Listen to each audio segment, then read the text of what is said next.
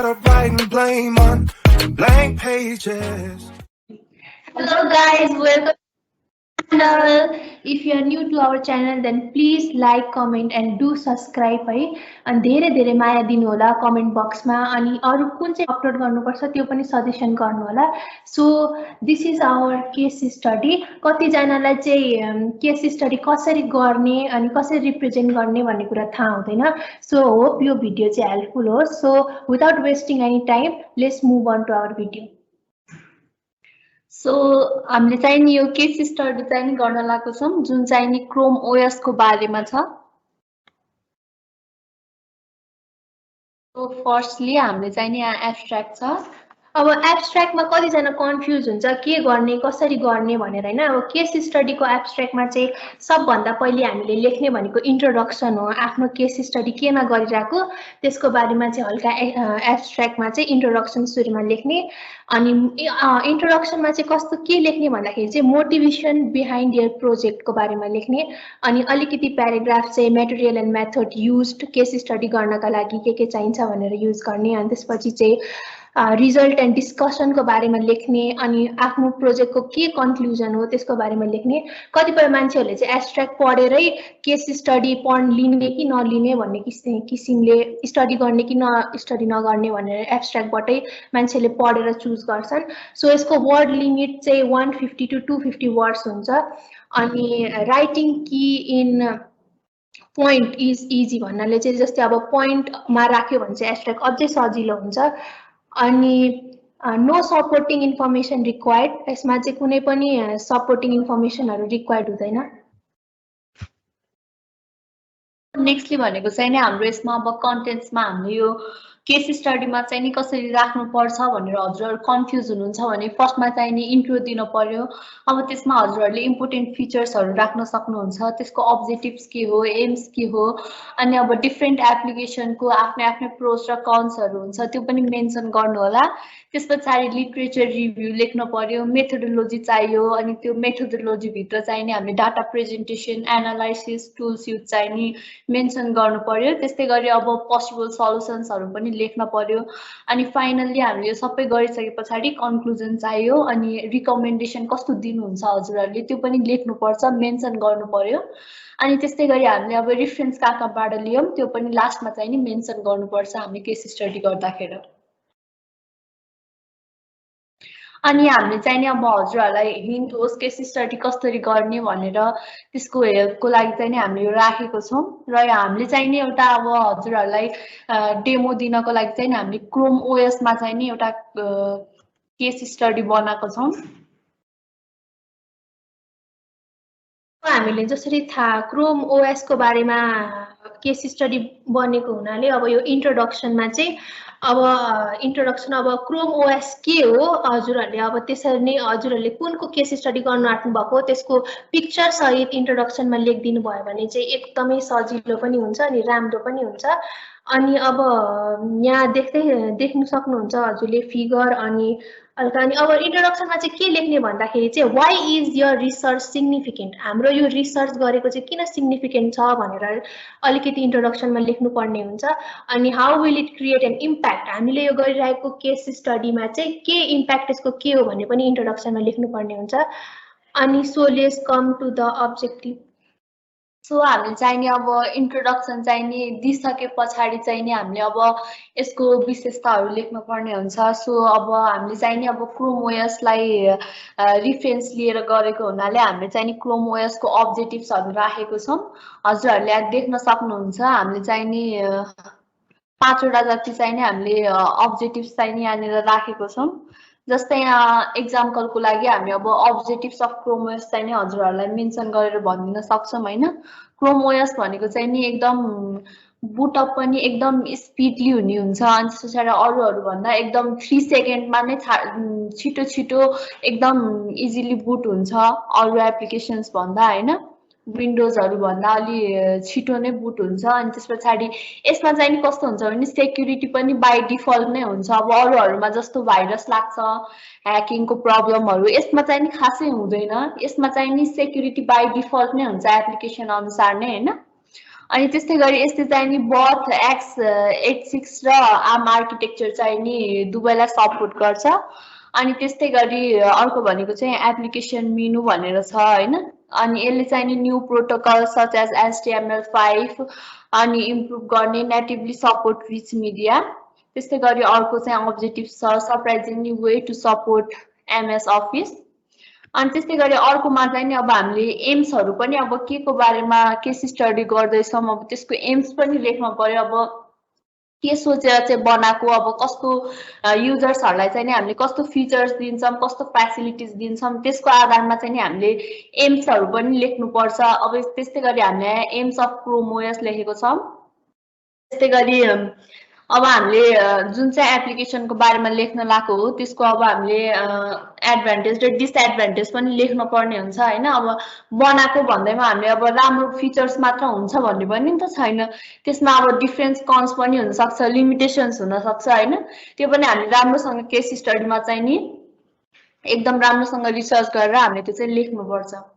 अब लिटरेचर रिभ्यूमा चाहिँ के लेख्ने भन्दाखेरि चाहिँ लिटरेचर रिभ्यू भनेपछि यो त थ्योरिटिकल रिभ्यू हो, आफ्नो केस स्टडीको बारेमा रिभ्यू दिने हैन। अब जस्तै यहाँनिर हामीले देख्न सक्छौँ प्याराग्राफमा रिभ्यू गरेको छ। अनि अब प्राइसिङ एन्ड हार्डवेयर अप्सन्स भनेर यसको प्राइसिङ एन्ड हार्डवेयर अप्सन हाम्रो यो क्रोम ओएसको प्राइसिङ एन्ड हार्डवेयर अप्सनमा के हुन्छ भनेर यहाँ दिएको छ। अनि स्टोरेज कस्तो छ क्रोम ओएसको, अनि त्यसपछि नेटवर्क एडेप्टर्सहरू चाहिँ कसरी काम गर्छ, वेब एप्सहरू के हो भनेर यहाँ क्रोम ओएसको बारेमा हामी चाहिँ रिभ्यूमा लेख्छौँ। डाटा प्रेजेन्टेसन हैन। अब यहाँ फिगर वाइजमा चाहिँ हामीले रिप्रेजेन्ट गरेको छौँ। अब यो चाहिँ अब पाई चार्ट भयो, representing in pie chart, representing in bar graph, अनि त्यसपछि लिनियर ग्राफ पनि हामीले यहाँनिर दिएको छौँ। अनि त्यसपछि अर्को यहाँ हेर्न सक्नुहुन्छ ट्री डायग्राम हैन। Chrome OS user land board design हो यो चाहिँ ट्री डायग्राम। अनि अर्को चाहिँ हाम्रो यहाँ अब world wide market share of Chrome OS को बारेमा छ। यो मार्केट सेयरको यो ग्राफ चाहिँ अब Apple made for the first time in 2020 को बारेमा हामीले रिप्रेजेन्ट गरेर राखेको छौँ। अनि अर्को आउँछ अब डाटा एनालाइसिस।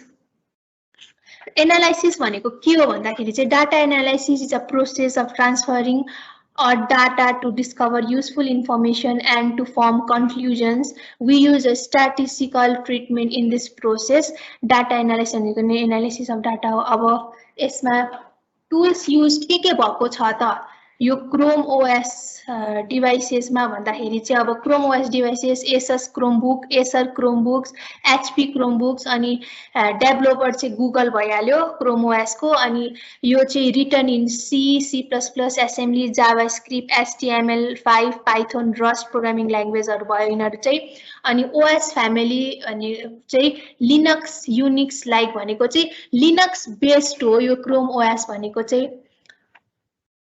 अब त्यस्तै गरी हामी चाहिँ नि अब यो सर्च गर्दाखेरि चाहिँ नि अब डिफ्रेन्ट लिमिटेसन्स कन्सहरू पाइसके पछाडि चाहिँ नि अब यसको पोसिबल सल्युसन्सहरू पनि के हुन्छ भनेर त्यस्तै गरी लेख्न पर्ने हुन्छ। त्यसको कन्सहरू ओभरकम गर्नलाई हामीले के गर्न सक्छौँ भनेर पोसिबल सल्युसन्सहरू दिन पर्ने हुन्छ।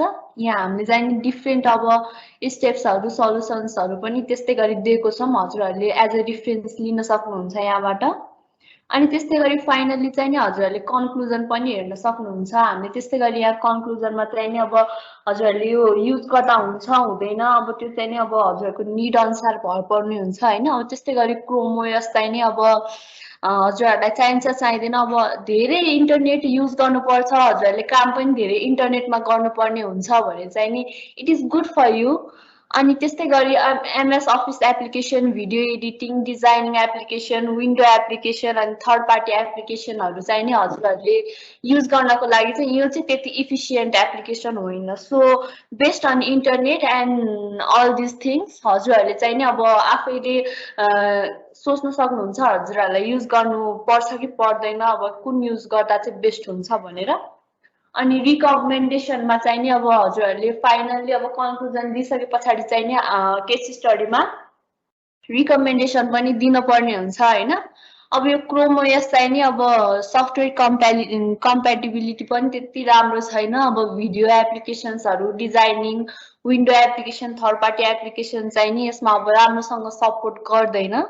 अनि हजुरहरू यदि गेमिङमा इन्ट्रेस्ट हुनुहुन्छ अनि एकदम हाई स्टोरेजको छ भने चाहिँ नि it is not good for you. अनि अब त्यस्तै गरी लार्ज फाइल्सहरू डाटाहरू अब एकदम धेरै स्टोरेजहरू चाहिन्छ भने चाहिँ नि अब यसमा चाहिँ लिमिटेड स्टोरेज हुन्छ, धेरै स्टोरेज पनि हुँदैन अनि इफिसियन्ट पनि हुँदैन हैन। अब विन्डोजमा जसरी 1 टिबी 2 टिबी जसरी चाहिँ यसमा स्टोरेज हुँदा पनि हुँदैन। धेरै हेभी फाइल्सहरू हामीले युज गर्न सक्दैनौँ। अब ह्याङ हुने प्रब्लमहरू चाहिँ धेरै अकर हुन सक्छ हैन। तर हजुरहरूले अब स्पेस बढाएर युज गर्न चाहनुहुन्छ भने चाहिँ फेरि बेटरै हो भन्न सकिन्छ हैन। त्यसको लागि चाहिँ एक्सटर्नल डिभाइस चाहिँ हजुरहरूले युज गर्न सक्नुहुन्छ स्पेस बढाउनको लागि। अनि work based on cloud files डक्समा हजुरहरूले गर्न चाहनुहुन्छ भने चाहिँ एकदम हाइली सेक्योर्ड हो। अब हजुरहरूलाई धेरै सेक्युरिटी चाहिने छ, ह्याकिङहरूको प्रब्लम हुन्छ भने अब त्यस्तो लाग्छ भने चाहिँ हजुरहरूले फेरि यो युज गर्न सक्नुहुन्छ। यसमा भाइरसहरू थर्ड पार्टी इन्भल्भ नहुने भएको भएर अनि एप्स अनुसार सबैमा चाहिँ नि सेक्युरिटी बाई डिफल्ट हुने भएको भएर यसमा चाहिँ सेक्युरिटी एकदम धेरै हाई हुन्छ। अनि हजुरहरूले अब धेरै सेक्युरिटी चाहिन्छ भने चाहिँ यो क्रोम ओएस चाहिँ नि युज गर्न सक्नुहुन्छ। अनि बेटर इन्टरनेट कनेक्सन छ भने चाहिँ हजुरहरूको लागि एकदम राम्रो हो।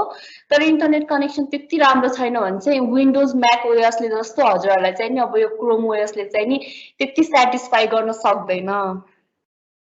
अब त्यस्तै गरी हामीले यो रिफरेन्स चाहिँ अब कहाँबाट लिएको भनेर चाहिँ नि हामी केस स्टडीमा लेख्नु पर्ने हुन्छ। अब कहाँबाट डाटाहरू कलेक्ट गर्नुभयो हैन। अब त्यसको लागि चाहिँ नि अब त्यस्तै गरी हामीले क्रोम ओएसको गर्दाखेरि चाहिँ नि यो लिङ्कहरू राखेको थियौँ। त्यही हो। Thank you. अनि अब यो भिडियो इन गर्न आँटिरहेछौँ है हामी चाहिँ। तर एउटा नबिर्सिनु पर्ने कुरा हजुरहरूले चाहिँ के हो भन्दाखेरि चाहिँ अब यहाँ हेर्नुहोस् है त। सो कसरी यो फ्रन्ट पेज चाहिँ कसरी बनाउने भन्नेमा पनि मान्छेहरूले मिस्टेक गरिरहेको हुन्छ। सो यो डेमो हजुरले यहाँ देखिराख्नु भएको छ है। सो यसरी नै बनाउनु पर्छ। सो यति नै हो भन्नु मन लागेको कुरा। So thank you for watching. And अब हामी चाहिँ छिट्टै अरू पनि इम्पोर्टेन्ट भिडियोहरू लिएर आउँदै गर्छौँ हैन। अनि अरू केस स्टडीको बारेमा अरू पनि हजुरलाई केही चाहिएको छ, डेमोहरू चाहिएको छ भने चाहिँ हामी म्याक ओएसको बारेमा पनि छिट्टै नै अपलोड गर्छौँ। So thank you, by.